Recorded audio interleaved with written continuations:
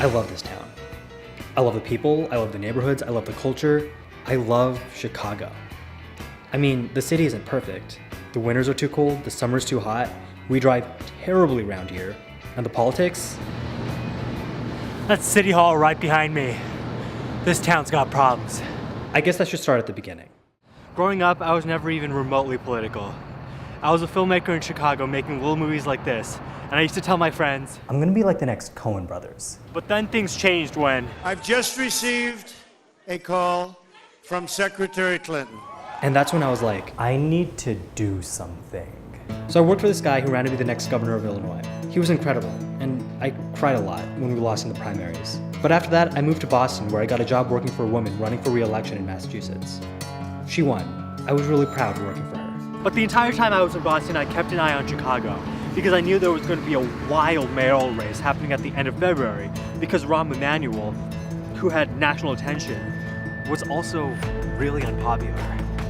And then, As much as I love this job and will always love this city and its residents, I've decided not to seek re-election. Oh shit. This is gonna be bananas. I was right. After Rahm dropped out, it seemed like literally everyone announced they were running for mayor.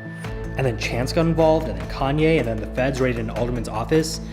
And those are just the appetizers. Because this race isn't just about Chicago. In 2015, when Rahm, a centrist Democrat, ran for re-election, he was up against this guy, Chuy Garcia. Chuy's a progressive, and the brutal race ended with Rahm eking out a win, which ended up being a preview of the Democratic primary for the 2016 presidential. I think this mayor's race is going to be an analogous foreshadowing for 2020. There are already 21 people who have filed to be on the ballot for mayor, and the way we're talking about presidential hopefuls in 2020, it looks like it's going to be a very, very crowded race. In Chicago, it's a mess. Both progressive and establishment coalitions are being splintered.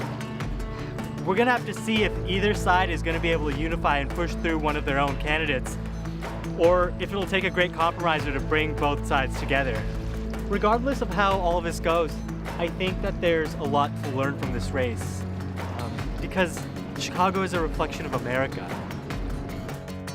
You know, Chicago is this extraordinary laboratory because it is the quintessentially American city. And so it forces you to see in who we are, in all our glory, but also all our warts. It gives us a place to tell this larger story that I'm describing.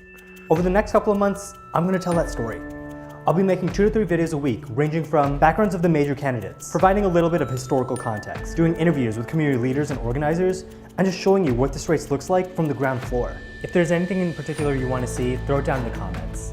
If you're from Chicago, I really hope this web series helps inform your decision just a little bit more. And if you're not, I really think there's a lot to learn from what's happening here.